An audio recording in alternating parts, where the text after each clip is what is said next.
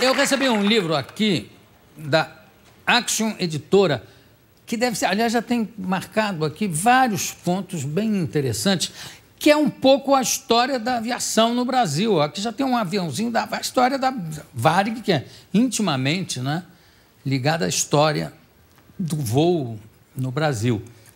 Aqui, o título é Assim se voava antigamente. E tem algumas fotos assim maravilhosas. Realmente, esse negócio de pioneirismo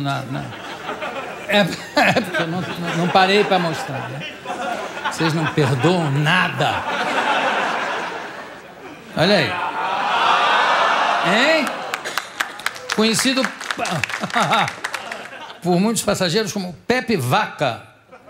Era um Messerschmitt M20B. Apresentava importante novidade inexistente em outros aviões da Varig dos anos 30. Um toalete.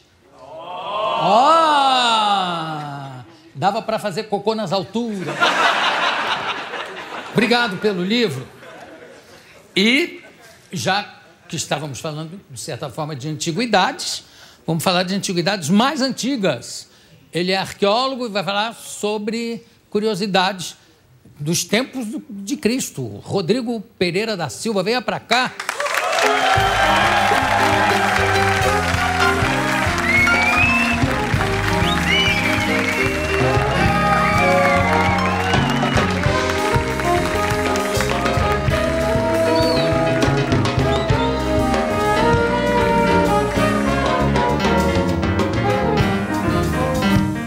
Eu tô vendo que você trouxe uma...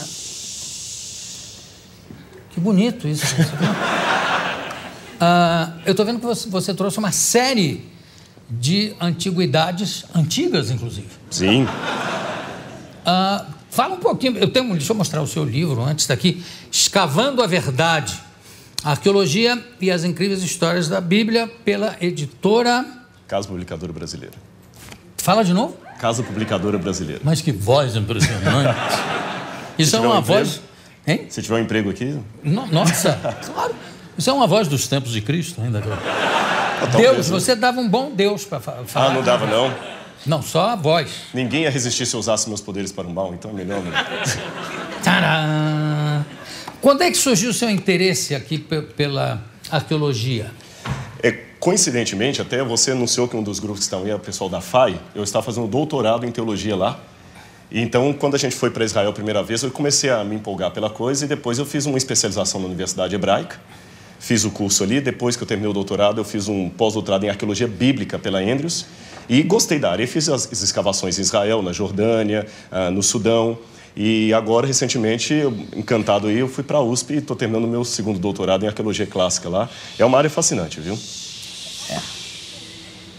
Eu vou explicar esse xixi, pra você não ficar assustado. Não, eu não estou assustado. Aqui nada mais me assusta. Caneca falar comigo, eu respondo. Esse xixi é o seguinte, tem alguns alunos aqui do NASP, lá de onde eu dou aula, e tem essa malícia que eles falam que gostaram. Shhh. Então faça um shhh pro Jô. É isso aí, viu? Então fica assustado.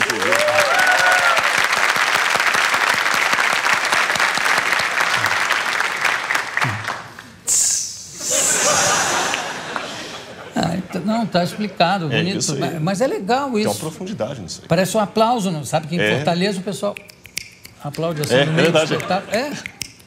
Quer ver? Façam isso aí, olha aí. Não é bonitinho? Para não atrapalhar o espetáculo. Aplaudem no meio do espetáculo.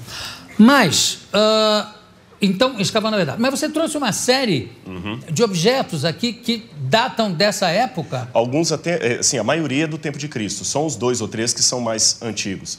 Apenas esclarecendo, Jô, essas peças, porque quem está assistindo, não é uma questão de colocar uma picareta e ir a Tel Aviv e fazer buraco e trazer.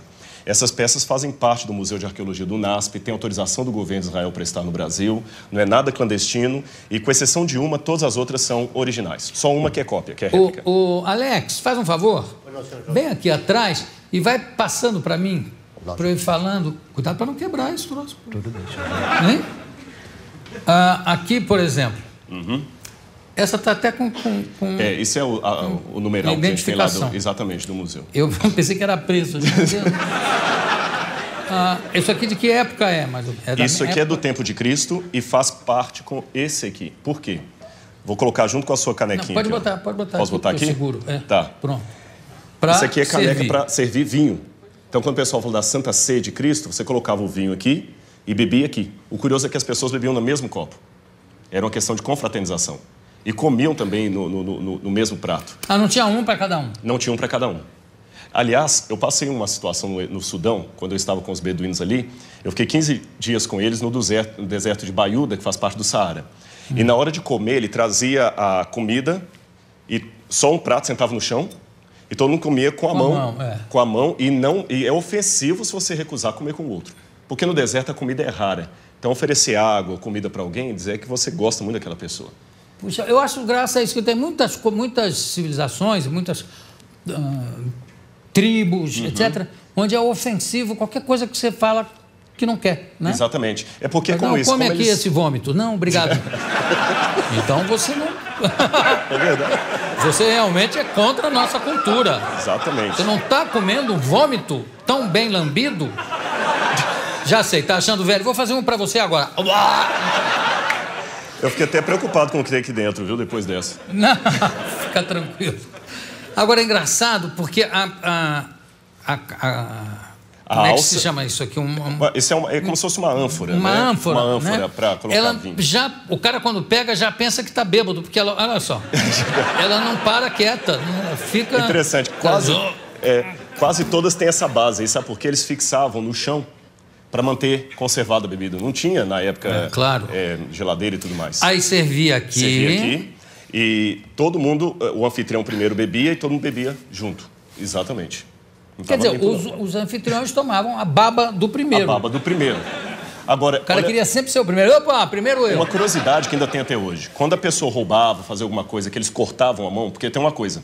Se alguém estiver no Oriente Médio, jamais estenda a mão esquerda para um muçulmano, por exemplo. Porque a mão esquerda é para limpar o corpo. A direita é para tocar na comida. Então, se alguém roubasse, fizesse qualquer coisa assim, eles cortavam uma das mãos, porque ele seria obrigado a tocar na comida com a mesma mão que limpava o corpo. Se tornava nojento comer com ele. Ele ficava excluído. Então, essa questão de cortar as mãos tinha essa exclusão. Enquanto estava todo mundo comendo junto, ele estava lá. Da mão, né? Sim, já. Duas... Matéria de exclusão. Exatamente. Se roubasse muito, eram as duas mãos. As duas mãos. Se estuprasse? Bom, nem se fala. Agora, imagina essa lei... Hoje aqui, no Brasil. Né? Imagina essa lei aqui dentro. O que ia ter de maneta... Enfim. Bom, aqui o que mais? Vai passando para mim, Alex. Bom, aqui nós regressamos bastante. Já que você perguntou o tempo de... Essa é a réplica que eu trouxe, é a única cópia, o resto é o original. Que coisa interessante. Uma carta de 4.000 anos. Isso é o período que a gente chama período do bronze, em arqueologia, data anterior ao ano 1200 a.C. Essa é uma cópia, no original, de como seria uma carta nos tempos de Abraão. E esse é um envelope. Eles colocavam e estavam juntos. Agora, já que eu mostrei isso, é interessante que esse aqui é original. Esse é original, é um recibo da mesma época. A venda recibo? Recibo. Para abater imposto de renda. Sério. Esse é de Ur, dos caldeus, época de Abraão. Eles doavam para o templo vaca ou algum animal para sacrifício. Então, o sacerdote, o patese, fazia o recibo e ele guardava para bater imposto de renda que já existia em Ur dos caldeus por volta de 2.000 anos a.C. Isso aqui, o que? Isso aqui esse aí é sumeriano. Sumeriano. Em sumeriano, mas sumeriano. Não é, isso aqui não é um recibo de imposto de renda. Não, esse é uma carta comercial. Se esse fosse um recibo de imposto de renda, isso aqui só negava. Só negava, com certeza. Um é recibo, outro é uma carta. E fora o envelope. E aqui é... O envelope. Então colocava e lacrava com um selo e a pessoa que recebia tinha certeza que ninguém leu antes dele porque estava lacrado. Você só abriu uma vez. Então, aqui, Alex, pega mais umzinho, obrigado. Essa é uma lâmpada... Olha o recibo. Esse é um recibo, também em sumeriano.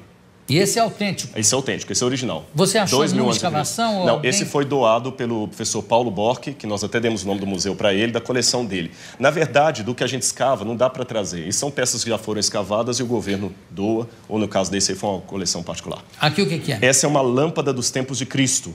Colocava o azeite nesse buraco maior. Aqui, azeite né? de oliva. E aqui o que? Um pavio? Aí era o pavio, acendia e iluminava a casa. Então, quando Cristo fala na Bíblia, vós sois a luz do mundo, ele estava se referindo a isso aí. Quando compara a Bíblia, lâmpada para os meus pés é tua palavra, numa época de plena escuridão, não havia energia elétrica, isso aí que salvava a situação das pessoas. Me explica, tinha um lâmpada, isso aqui chamava lâmpada. Lâmpada. Tinha maiores do que essa? Tinha algumas maiores. As lâmpadas, inclusive, mudam de época para época. As lâmpadas nos ajudam em datação, na seriação. A lâmpada do tempo de Cristo é diferente da lâmpada do período grego de Alexandre o Grande. Que já era mais... Alexandre está antes, 300 anos. Mas já era maior? Não. Até as maiores, por incrível que pareça, eram do período da Idade do Bronze. Eu não trouxe nenhuma aqui, mas elas eram desse tamanho. Agora, havia aquelas tochas também, maiores, mas lâmpadas mesmo, no máximo desse tamanho assim, não mais do que isso. O que se usava nas tochas? Nas tochas também, às vezes, usava, depende do local. Em muitos lugares usavam azeite de oliva. Porque, por incrível que pareça, ele mantém a chama.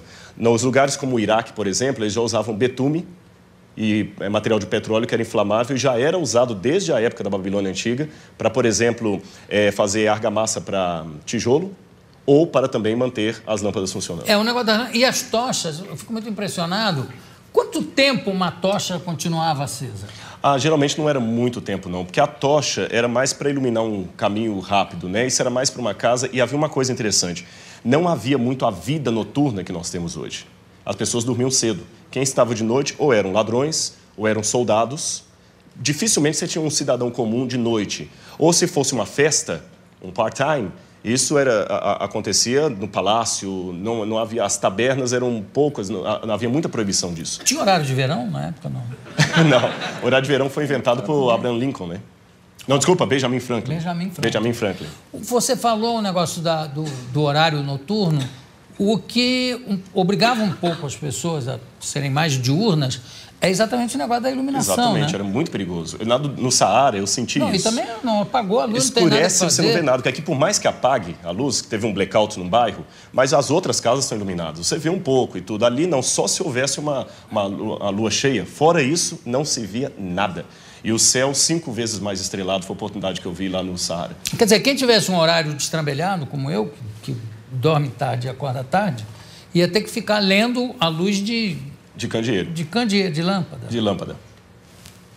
Vamos lá, aliás, também aproveitando você aqui, já pulando de época, na Idade Média usavam muitos arqueiros famosos, arqueiros ingleses que usavam o arco longo, né? Com isso ganharam todas as grandes batalhas, mesmo sendo inferiorizados em número. Tinha um negócio das setas incendiárias. O que passava ali na ponta da seta? Eu sei que enrolavam com pano, mas passavam o quê também? Betume? Geralmente betume, eu ia falar isso. Geralmente era o betume. Eles traziam betume, só que na região do Oriente Médio não havia muito as setas incendiárias. Não, eu sei não. É mais na Europa, especialmente no período das cruzadas. Exatamente. Especialmente no período das cruzadas. Aí sim, aí eu tenho que voltar para o Oriente Médio, porque as cruzadas faziam isso, né? Passavam betume, aquele óleo ali, e às vezes também óleo fervente que eles jogavam. Sim. Tanto é que as cidades, as portas nunca eram assim, elas sempre faziam um L, para dificultar a entrada, por exemplo, de um ariete, alguma coisa assim. Agora, uma coisa que eu soube histórica é que o famoso Ricardo Coração de Leão, né, foi rei da Inglaterra, líder de uma das cruzadas, líder dos cavaleiros ingleses, era gay, tinha caso com o rei da França, com o Filipe. Foram para as cruzadas para ficar namorando lá em paz, porque... Mas eu posso ele era terrível. Mas eu posso falar um comentário que um amigo meu que mora em Londres falou? Não. Ele falou que quando ele chegou em Londres, ser gay era uma coisa não aceita. Depois passou a ser compreendido, respeitado. Ele falou, vou embora antes que se torne obrigatório. Parece assim, eu respeito os homossexuais, é claro, mas parece que hoje todo mundo que é inteligente tem que ser gay, né? Então, tem alguns autores... Eu tô fora de época, então. Vai ver que eu sou burro. Deixa eu te falar. Não, eu fiquei impressionado com o negócio do Ricardo Coração de Leão. Não é pelo negócio dele ser gay, é de ir para fazer as cruzadas para poder namorar em paz com o rei Filipe. Brigaram, o Filipe voltou e ele ficou... E havia uma crueldade na época que ele chegou a incendiar uma mesquita cheia de gente para matar, queimou uma multidão dentro de uma mesquita. E para ele tudo bem, aquilo não contava porque eles eram infiéis. Infiéis, na verdade, eles atribuíam. Os infiéis, os muçulmanos que atribuíam o título de infiéis aos cristãos. Exato. Mas, enfim, eles não consideravam Nem que eles tinham... O Papa permitia, né? Sim, nossa, se você visitar... Você com certeza visitou os museus da Inquisição da Idade Média, são coisas terríveis. O que é isso aqui? Esse aqui é um espelho. Nossa! Olha como está nítido. Na verdade... Espelho meu...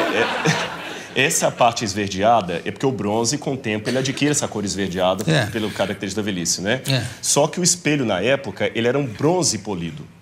E curioso que a Bíblia, quando Paulo fala assim, em Coríntios 13, aquela passagem bonita, o amor é a maior das virtudes, ainda que eu tivesse o dom de falar o idioma dos anjos, de todos os homens, se não tiver amor, nada servirá. E no final ele fala, hoje contemplamos a Deus por um espelho, obscuramente, mas então o conheceremos como eu sou conhecido. Quando ele lê a Bíblia, se eu contemplo a Deus por um espelho, o espelho é nítido. Na época não, era um latão, um bronze, então você via um rosto, mas não muito claro. Então, por isso que ele compara. Hoje, a visão que nós temos de Deus é uma visão distorcida. Essa era a ideia do espelho. Então, quando a gente pega no passado aquela questão da ninfa, que se apaixonou lá pelo... Fugiu o Narciso, que ele se contemplava na água para ter o seu reflexo melhor, porque o espelho não era o suficiente, é por causa dessa realidade. Embora, no primeiro século antes de Cristo, você já tenha a primeira invenção do vidro, mas espelho mesmo é do período bizantino em diante, até por volta do século VII, VIII, ainda é latão ainda que usava. Sempre latão? Sempre latão. Alex, vai passando. Esses aí têm um significado... Famosos cravos. Pregos romanos. Inclusive, alguns usados em crucifixão. Mas está lavado e tudo, né? Sim, sim. Aliás, uma coisa curiosa dos judeus, é difícil nós acharmos pregos de crucifixão. Só houve um crucificado até hoje que a ossada dele foi encontrada. O judeu guardava o sábado e na Mishnah dizia que apenas 3 coisas o judeu podia carregar no bolso de sábado, nem dinheiro poderia. A Mishnah é uma tradição judaica posterior à destruição do templo no ano 70. Então, as 3 coisas que ele podia carregar por superstição. Um ovo de gafanhoto, ovo de gafanhoto. Ovo de gafanhoto. Um ovinho de gafanhoto ou um dente, segundo uma versão da Mishnah, de raposa, ou então, segundo o outro, de burro. E a terceira coisa que ele poderia carregar no bolso seria um prego que crucificou alguém. Agora, a crucificação ou crucifixão era utilizada só para castigos políticos, né? Tinha que envolver política. Não, nem sempre. Também ladrões eram condenados à morte por crucifixão. Tudo bem, mas ladrões que agiam contra os romanos. Tinha sempre um envolvimento político no sentido de que eram ladrões que agiam contra o Império Romano. Na verdade, a crucifixão foi aperfeiçoada pelos romanos, mas não inventada por eles, né? Os cartaginenses já usavam. Antes deles, no Império Assírio, você tem um empalamento. Na verdade, no período de Cristo, era mais difícil dizer que cultura não crucificava. Os judeus eram uma exceção, que eles apedrejavam. Tinha muito crucificado, né? Sim. Agora, e também o seguinte, pelo que se sabe hoje, parece que só um cravo foi utilizado no caso de Cristo. Exatamente. Só nos pés, embaixo. Não, nas mãos não amarravam. O problema é que a cultura popular pensa na palma da mão. Não, e era no pulso. Né? Exatamente. Alguns estudos, o corpo rasgava. Alguns pensam que seria aqui ou no pulso, aqui onde firmava. Então, 2 cravos. E no pé, você poderia ter um cravo atravessando os 2, um de cada. A Bíblia não fala quantos eram os cravos. Essa questão de 3 cravos é mais uma questão teológica posterior da Idade Média, para significar a Trindade. Como tudo sobre a época, né? Tudo firmado ou em Paulo ou na Idade Média. Né? Exatamente. História dos santos. E também o comércio, imenso comércio, que havia sobre as relíquias. Não, isso foi terrível. Frederico o Sábio, que era da Prússia lá, Frederico o Sábio, ele tinha muitas peças, e até tem um autor que chega a ironizar contando uma fala de Lutero, que Lutero, quando estava dando aula, dizia que havia tantos ossos de santos na Europa que só na Espanha você podia encontrar 15 dos 12 apóstolos. Ô, William, chama a vinheta que nós vamos continuar aqui, que ainda tem muita coisa para mostrar. Alex, desculpa estar te utilizando aqui. Solta lá a vinheta.